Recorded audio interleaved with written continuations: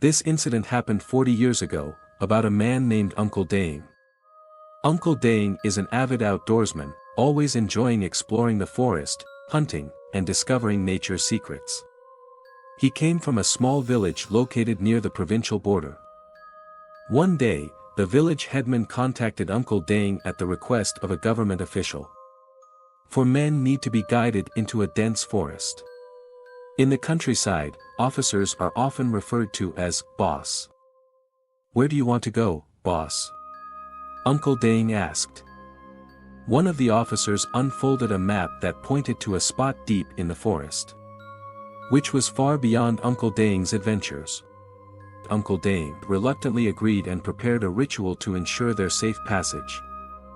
As they traveled deeper into the forest, Uncle Dane also laid down strict rules: no hunting, no shooting, and despite his warnings, but two soldiers, Officer 3 and Officer 4, returned from the bathroom with a severed king cobra. "Don't do that," Uncle Dane warned. "This is a serious matter." But officials dismissed his concerns, and was eager to taste the snake he had caught. Uncle Dane performed a ceremony to apologize and continued on his way. Mr. 1 is the clear leader. It has encouraged them to move forward despite the transgressions. Uncle Dane built a temporary shelter on a tall tree and warned again. "If you go and harm other animals, I won't take you any further than this. It is too dangerous." As dusk fell, a terrifying cry filled the air. Mr. 4 was bitten by another king cobra. Panic began to occur. Undaunted by the tragedy, Mr. 1 orders the group to leave Mr. 4 behind and continue their journey. That night they camped in the trees. As they tried to sleep, Mr. 3 began to mumble as if he were conversing with an invisible person. Uncle Dane shouted and asked, "Who are you talking with?" Mr. 3 shouted back, "He's back," he said. "He just lost consciousness." Even though the confrontation was unsettling, Uncle Dane ordered him to remain silent. "I suspect something is wrong." Mr. 4's apparition then wandered under the tree all night. In the morning, Mr. 4's body disappeared. Mr. 1 is confused but not deterred. Insist on moving forward adventure further than Uncle Dane has ever gone. And in the evening, they stumbled across a village with an ancient pagoda glistening in the distance. "Since when has there been a village here?" Uncle Dane was curious and confused. Mr. 1 tells everyone to prepare their weapons. Seems to be preparing for a confrontation. "Tonight we will not enter the village." Uncle Dane's anxiety increased. When night falls, Uncle Dane saw a Burmese woman. Her face was painted with traditional white powder. Mr. Tree saw her and cried out in Burmese, a language he knew little about. But the young woman was not an ordinary person. Her movements were like those of a creepy puppet. Suddenly, a strange song sounded. It echoed throughout the village, high-pitched and haunting, accompanied by a loud, rhythmic drumbeat. Mr. Tree seemed possessed. "Stand and begin the Burmese dance." A cry came from his lips. He wrapped the cloth around his waist and head. His face was pale. He danced with unnatural precision before jumping down from the tree, mimicking the collapse of a puppet. Everyone screamed as they climbed down from the tree. Uncle Red shouted, "Don't go down. If we get down from the tree, no one will survive the night." Everyone lay there crying. Look at the still photos below until morning. Finally, when morning came, they found that the man had a broken neck. His head hit the ground and his neck folded backward. Even though it's terrifying, Mr. 1 still insisted on continuing his journey, leaving the body behind. Now there were only 3 people left, Mr. 1, Mr. 2, and Uncle Dane. They advanced deeper into the forest. It was further than the route Uncle Dane had traveled. They stumbled upon a rare opening in the rainforest. As he approached, he saw a group of armed soldiers.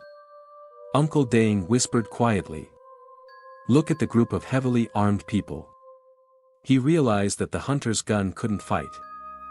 Suddenly, Mr. Two whistled loudly. Uncle Dang was shocked and asked why he was making so much noise. "Quiet," Mr. One commanded as he and Mr. Two walked towards the soldiers, disarming each other. After talking for a while, the soldier gave him a large backpack, which has mysterious content but is no doubt illegal. Awareness dawned on Uncle Dang. He did not guide the officials. These people are criminals. With no choice but to comply, so he led them back into the forest. As we approached the village, which had an ancient pagoda, we found that it was completely ruined and covered with trees. "Listen to me first," Uncle Dang pleaded. Because he sensed that something was wrong. "Don't say hello and definitely don't talk to anyone during the night. And do not leave the place of rest once we have set up camp." That night, the eerie Burmese music returned with high-pitched singing. The terrifying figure of a masked dancer appeared. Doing an ancient dance, her posture was unstable. Uncle Dang prayed every prayer he knew, but to no avail. The apparition continues its haunting dance. Mr. Two suddenly had a seizure, twisted his body, and convulsed. Mr. One was desperate and asked for help from Uncle Dang. Amidst the chaos, the haunted dancers screamed in Burmese, "He's mine," the voice echoed throughout the night. Everyone is paralyzed with fear. This morning Mr. Two had a fever. They dragged the second officer along with them, slowly moving through the forest. As they approached another shelter, Uncle Dang then asked, "What's in the backpack?" The men exchanged worried glances. By refusing to reveal the contents, Uncle Dang knew that what was inside was the cause of the disaster. At the same time, Mr. Two, who had brought with him, immediately screamed loudly. As his cries pierced the air, Mr. One suddenly froze. His body froze, and his eyes widened with a frightening gleam. He turned to face Uncle Dang, opened his eyes, and pulled out his belt and wrapped it around Mr. Two's neck. In his madness, Mr. One strangled the second officer. It was like his strength was supported by a power from another world. Chaos erupted in the camp. Uncle Dang tries to slap Mr. One in the face to bring him back to his senses.